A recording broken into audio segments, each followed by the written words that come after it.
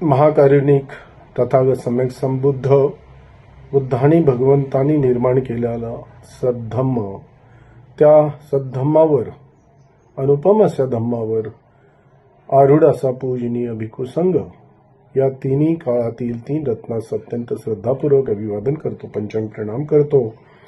चौथे रत्न म्हणजेच परमपूज्य बोधिसत्व डॉक्टर बाबासाहेब आंबेडकर यांना देखील त्रिवार अभिवादन पंचांग प्रणाम करतो।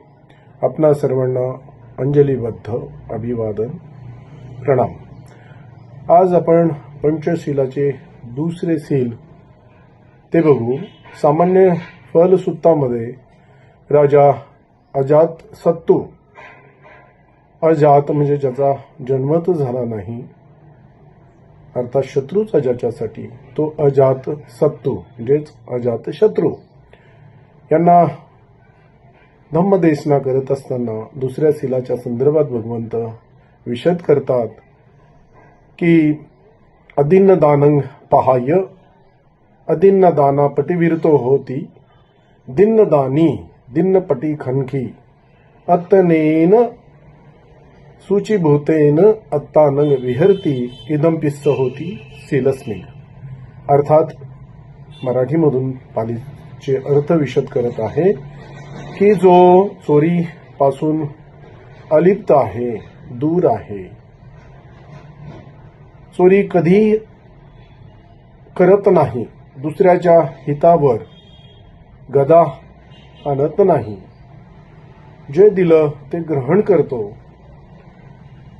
अशा स्वभावाचा आणि अत्यंत सूचीभूतेनं अत्यंत पवित्र जीवनाकडे वाटचाल करण्याला, अर्थात सुरची सूची हे पवित्र जीवन व्यतीत करणारा जो कोणी आहे,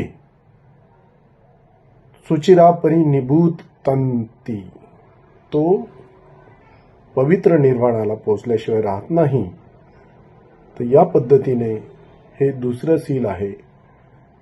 कोणती चोरी न करता, कुणाचंही मागितल्याशिवाय दिल्याशिवाय न घेणे, कुणाच्या हक्क आणि अधिकारावर गदा न आणणे, न्याय आणि सत्यवादी यथार्थपणे वागणे आणि या निर्मळ पवित्र सीलाचं आचरण करून निर्वाणाकडे वाटचाल करणं, ही अनुभूती प्राप्त असणारा हे दुसरं व्यक्ती हा सील संपन्न असतो।